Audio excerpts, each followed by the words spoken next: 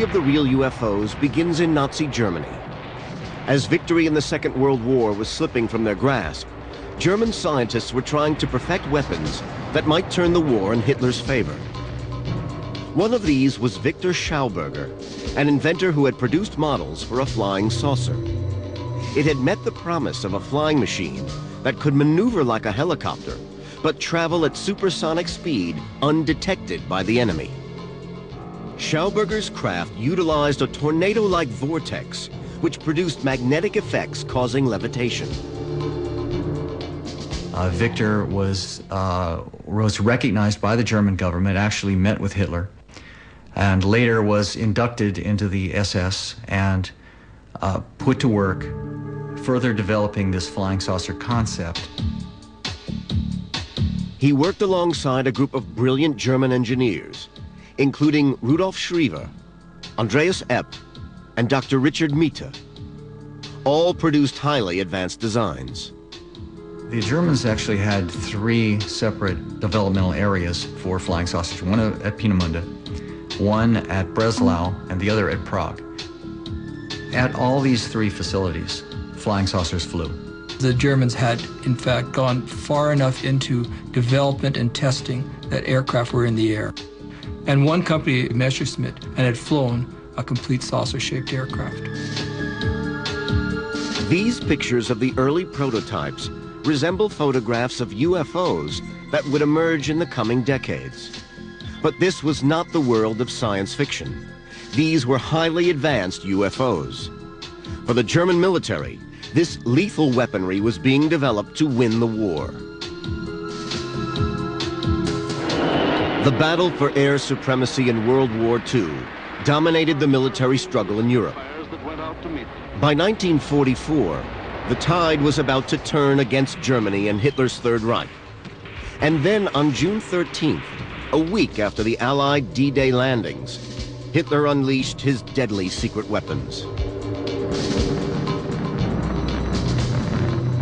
Over a period of 2 months, thousands of V-1 jet-powered flying bombs attacked London.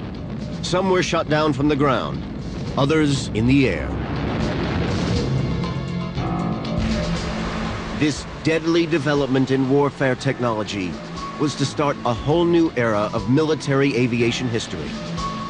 The use of flying saucer technology to produce even more efficient killing machines was to be the culmination of this research. During the Nazi period, we had a flowering of new thought, of scientific thought, of technological development. These scientists were freed up to do a lot of work. They developed science in every field that is relevant in our lives today. And as a matter of fact, we're still living off that carcass. But there was nothing new about the basic principles of rocket science. Since the 1920s and 30s, there had been an explosion of innocent enthusiasts experimenting with rocket propulsion across Europe and America. But what the Nazis were doing was anything but innocent.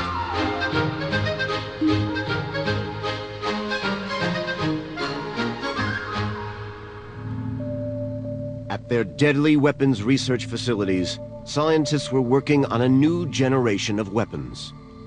And alongside the rockets and missiles, real UFOs were a crucial part of that program.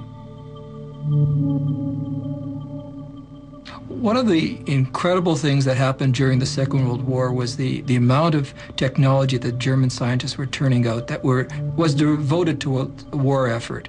And that included rocketry, it included the jet engines, but it also included some remarkable work in terms of flying saucer craft. But time was running out for Hitler and his scientists.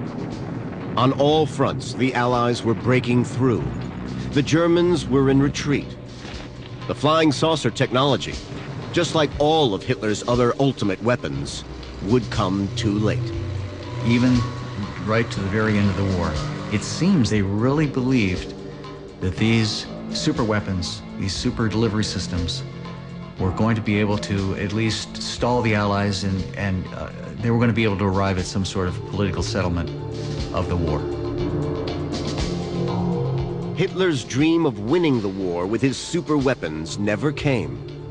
By May 1945, the final battle for Berlin had started.